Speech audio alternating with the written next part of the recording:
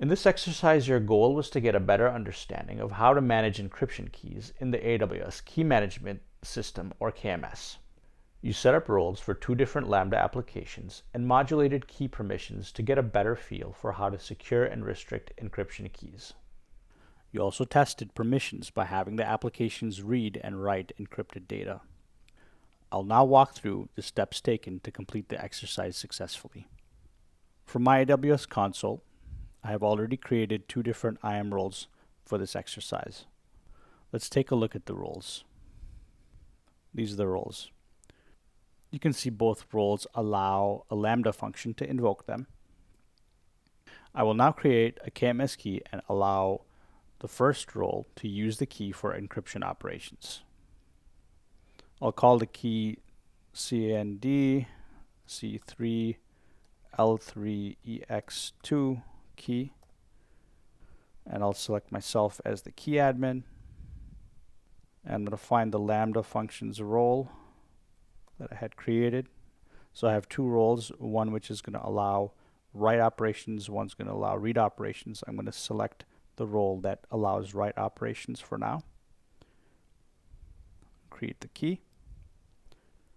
Now that I have the KMS key, I'm going to have to get the key arn, which is going to be an input parameter to my Lambda function. So go back into the key and get the key arn. I'm going to copy this. Let's take a look at the Lambda function. So first we'll look at the Lambda write function. So this function is going to take an S3 bucket and a KMS key as environment variables. So I have my S3 bucket set. I want to set the key arn. This is the key that I just created. And as you can see, this Lambda function is going to be writing an object to the S3 bucket using a put object call. And the put object call has server-side encryption set to KMS, and it's going to use the key arn of the key that I just created to encrypt the object. And to run my function, I have a test event, which is just a dummy test event, because this function is not using the event handler. So I can just hit test here to run my Lambda function. As you can see, my Lambda function ran without error.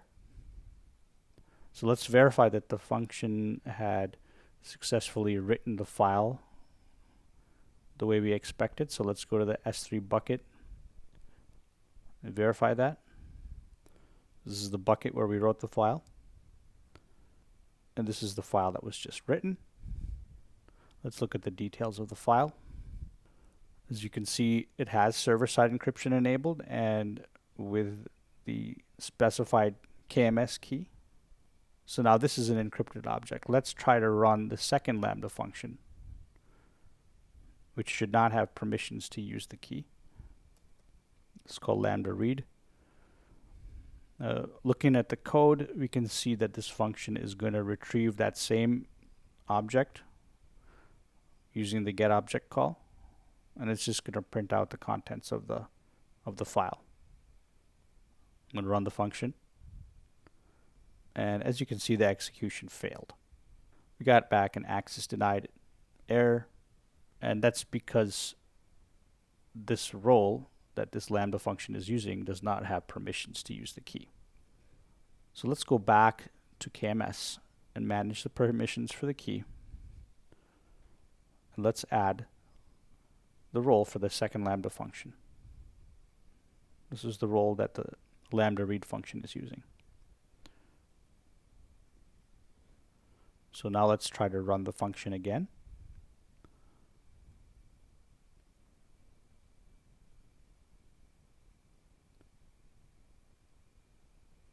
And it succeeded this time. Let's look at the output. And here's the output, is the contents of the file. So that tells me that the application code is able to get the object in a decrypted form and read the contents. So I'm confident that after completing this exercise, you have a better understanding of how to use KMS key policies that can help protect your data by restricting or allowing applications the ability to access encrypted data.